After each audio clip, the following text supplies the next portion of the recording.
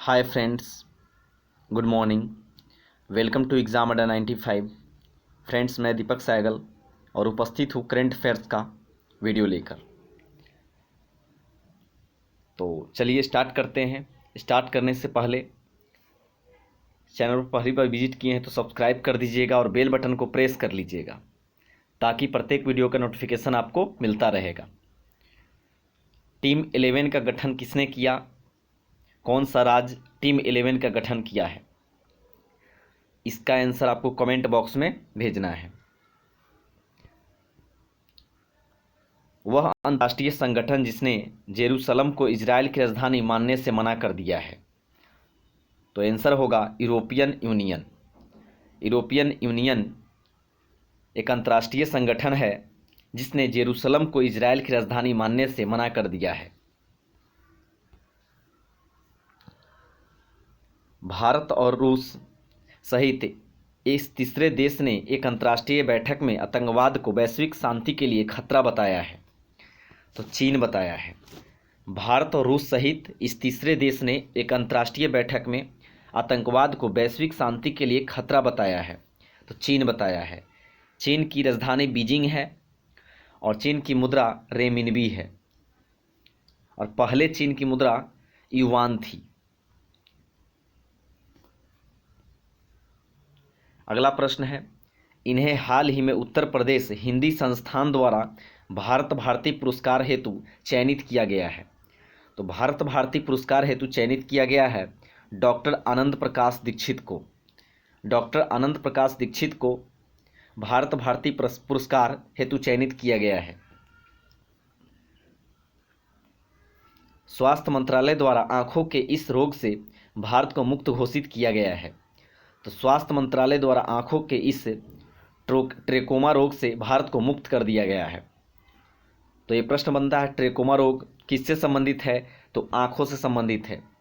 और किस देश में अभी हाल ही में ट्रेकोमा को मुक्त कर दिया गया है? किस देश को? तो भारत को कर दिया गया है।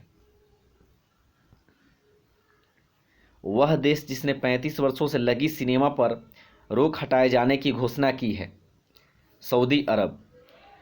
पिछले 35 वर्षों से सिनेमा पर रोक लगाया गया था सऊदी अरब में, जो कि अब प्रतिबंध को हटा दिया गया है सऊदी अरब में।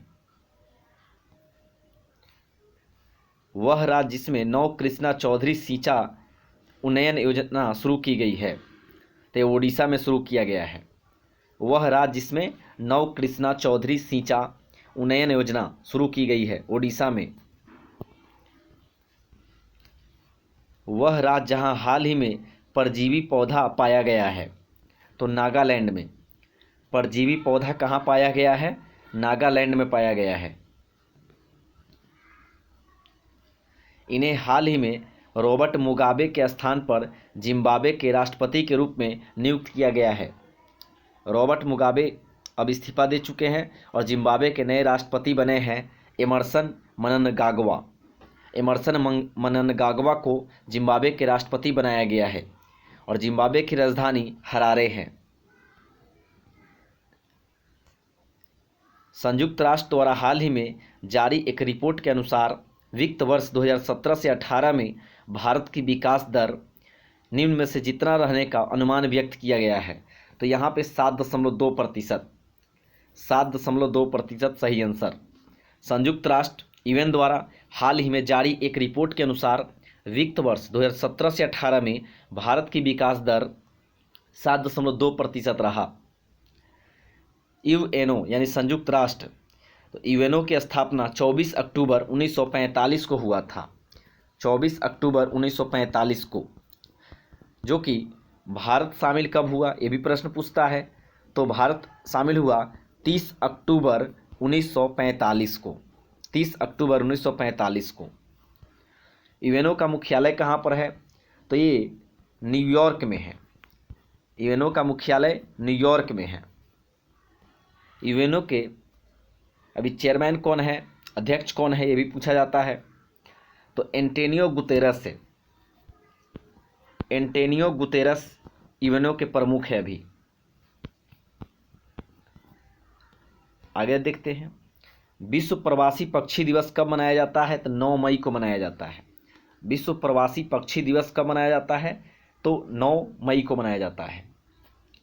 हाल ही में जिस संगठन ने कोरोना महामारी के खिलाफ लड़ाई में कमज़ोर देशों के भीतर जरूरी चीज़ों के लिए सरकारों, कंपनियों और अरबपतियों से 6.7 अरब डॉलर की निधि का दान करने की अपील की है, तो संयुक्त राष्ट्र अपील की है कि जो भी अमीर देश है वो सब मिलकर 6.7 अरब डॉलर का एक निधि का दान गरीब कमज़ोर जो देश है उसको किया जाए।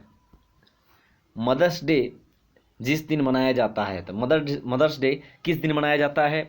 मई महीने के दूसरे रविवार को मनाया जाता है। जैसा देखें अभी हाल ही में मनाया गया था। मध्य प्रदेश के मुख्यमंत्री शिवराज सिंह चौहान ने कारखानों में काम की अवधि 8 घंटे से बढ़ाकर कितने कर दिया है? तो 12 घंटा कर दिया गया है, जिससे भीड़ भाड़ ना हो और सोशल डिस्टेंसिंग का पालन होता रहे। हरिशंकर वासुदेवन की हाल ही में निधन हो गया।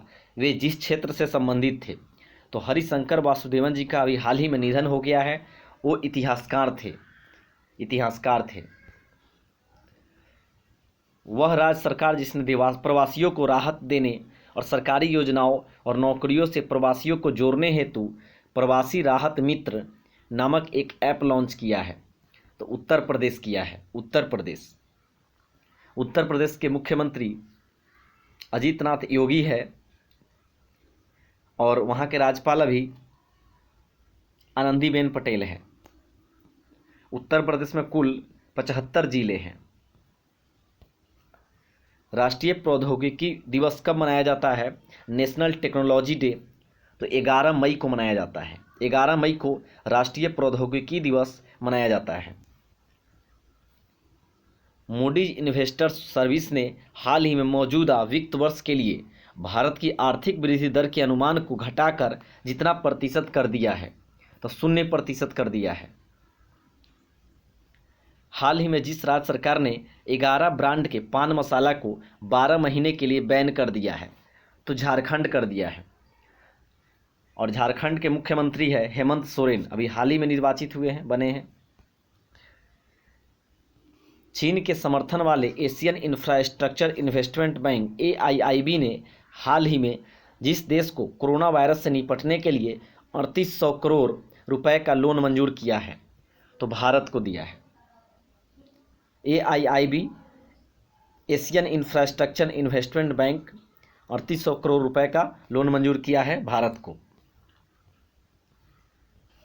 किस अंतर्राष्ट्रीय एयरलाइन ने अपने यात्रियों के लिए दुनिया का पहला कोरोना वायरस रक्त परीक्षण शुरू किया है, जो 10 मिनट में परिणाम देता है?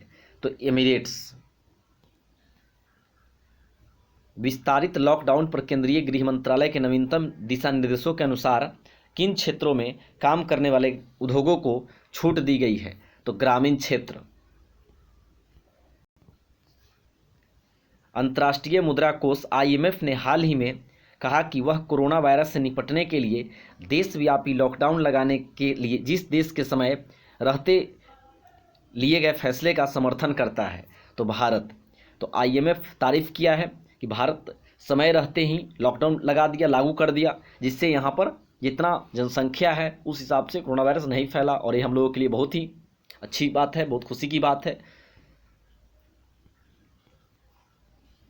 भारतीय क्रिकेट टीम के जिस खिलाड़ी को दुबई स्थित क्रिकेट अकादमी क्रिक किंगडम का ब्रांड दूत नियुक्त किया गया है, तो रोहित शर्मा को।